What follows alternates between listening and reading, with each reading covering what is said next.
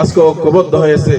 তারা প্রধান উপদেষ্টার কাছে বসে বাংলাদেশের সকল রাজনৈতিক দল আজকে সংহতি প্রকাশ করেছে।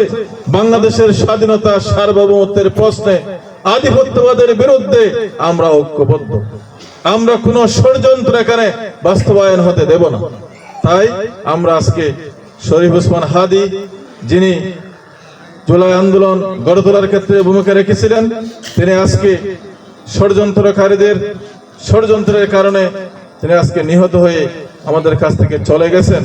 আমরা তার জন্য জামাত ইসলামের পক্ষ থেকে আজ সারা দেশের জন্য কেন্দ্র থেকে কর্মসূচি ঘোষণা করা হয়েছে, দোয়া দিবস হিসাবে, দোয়া পালন হিসাবে। সেই কর্মসূচির অংশ হিসেবেই আজকে আমরা উখিয়া উপজেলা শাখার পক্ষ থেকে এই দোয়া মাহফিলের আমরা আয়োজন করেছি। আমরা দোয়া করি আল্লাহ তাআলা যেন এই জুলাই যোদ্ধাকে শহীদ হিসাবে কবুল করেন এবং আল্লাহ তাআলা যেন তাকে জান্নাতুল ফেরদৌস দান করেন। আমরা সবাই বলি আমিন। এর ওসমান হাদীর জন্য আয়োজিত আজকের এই দোয়া মাহফিল, উখিয়া উপজেলা কর্তৃক আয়োজিত এই দোয়া মাহফিলের সম্মানিত সভাপতি, উখিয়া উপজেলা জামাতের সম্মানিত নায়েব আমির জনাব মাওলানা নুরুল হক, দোয়া অনুষ্ঠানের বিশেষ অতিথি কক্সবাজার জেলা জামাতের সংগ্রামী সেক্রেটারি সাবেক ছাত্র নেতা জাহিদুল ইসলাম, উপস্থিত আছেন পালংখালী ইউনিয়ন জামাতের আমির মাওলানা আবুল আলা রুমান, ইসলামী ছাত্র শিবিরের সাবেক জেলা নেতা, শ্রমিক কল্যাণ ফেডারেশনের কক্সবাজার জেলার নেতা জনাব মোহাম্মদ শাহজাহান, সাবেক অধ্যক্ষ ফারিল বিল মাদ্রাসা মোল্লা জামরুদ্দিন সহ উপস্থিত সম্মানিত অতিথিবৃন্দ এবং উপস্থিত পালংখালী ইউনিয়ন সহ বিভিন্ন এলাকা থেকে আগত সম্মানিত উপস্থিতি, আসসালামু আলাইকুম ওয়া রাহমাতুল্লাহি ওয়া বারাকাতুহু। মহান আল্লাহ তাআলার দরবারে শুকরিয়া জানাচ্ছি, আজকে আমরা একটি পিকনিক সহ আমাদের এই দোয়া অনুষ্ঠানের আয়োজন করতে পেরেছি। আমরা সবাই এখানে উপস্থিত হয়েছি, আল্লাহ তাআলা সুযোগ করে দিয়েছেন। আল্লাহ দরবারে শুকরিয়া জানাই, আলহামদুলিল্লাহ। আলহামদুলিল্লাহ। সবাই খাবারের জন্য অপেক্ষায়, ক্ষুধার্ত অবস্থায় বেশিক্ষণ বক্তব্য দিয়ে আপনাদেরকে বিরক্ত করব না, শুধু দুটি কথা বলবো। প্রথম কথা হলো শরীফ ওসমান হাদী, তিনি যেভাবে গড়ে উঠেছেন, তিনি নিজেকে ইসলামের জন্য গড়ে তুলেছেন। তার রগ রেশা, মন, মস্তিষ্ক সব জায়গাতেই ছিল ইনকিলাব। ইনকিলাব মানে কি?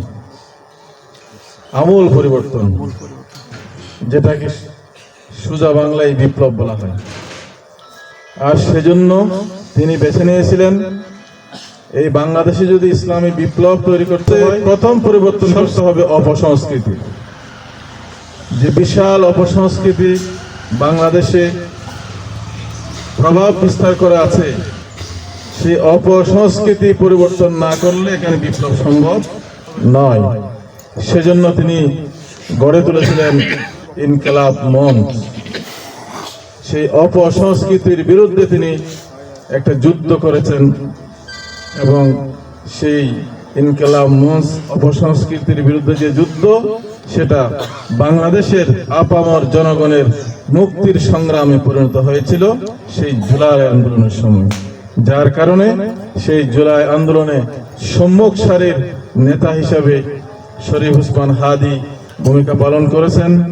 বিশেষ করে দীর্ঘদিন ধরে এই বাংলাদেশে যে ভারতীয় আধিপত্যবাদ বাংলাদেশের স্বাধীনতাকে বারবার তছনছ করে দিয়েছে, সেই ভারতীয় আধিপত্যবাদের বিরুদ্ধে তিনি যেমন কলম চালিয়েছেন, তেমনি তিনি প্রতিবাদ করেছেন, তেমনি তিনি একটি প্রতিরোধ আন্দোলন গড়ে তুলেছেন এবং সেখানে নেতৃত্ব দিয়েছেন। যার ফলে আজকের এই নতুন বাংলাদেশ আমরা পেয়েছি, যার ফলে আমরা একটি নতুন বাংলাদেশ গড়ার স্বপ্ন দেখতেছি, যার ফলে আমরা স্বাধীনভাবে রাজনীতি করার সুযোগ পেয়েছি। সেই গণ আন্দোলন যদি না হতো, সেই জুলাই বিপ্লব যদি না হতো, তাহলে আজকের ইতিহাস হয়তো ভিন্নভাবে রচিত হতো।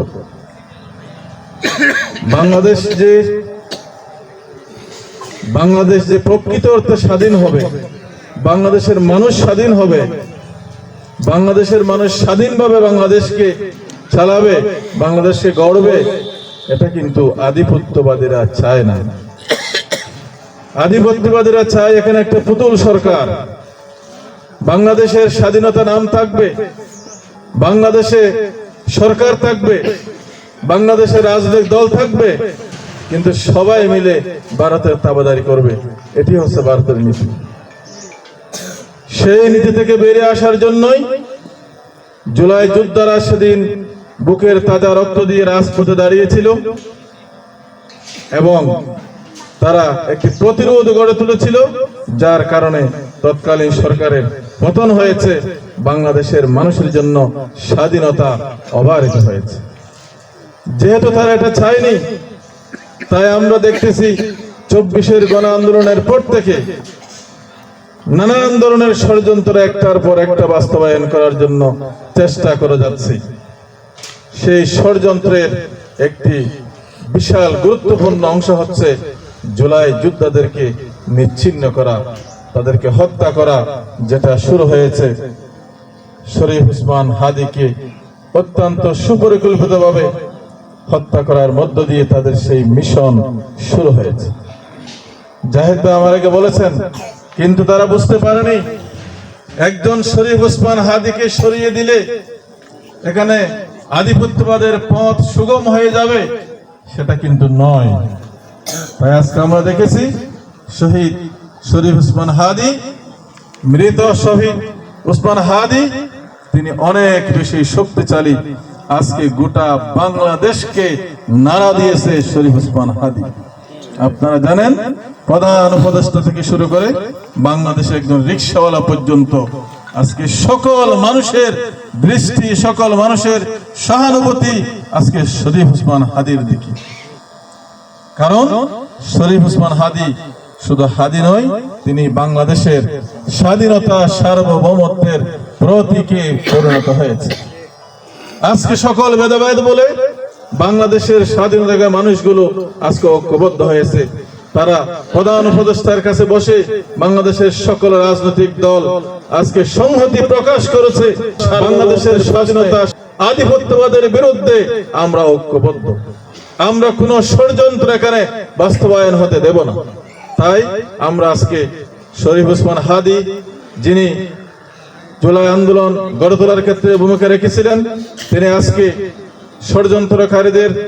ষড়যন্ত্রের কারণে তিনি আজকে নিহত হয়ে আমাদের কাছ থেকে চলে গেছেন।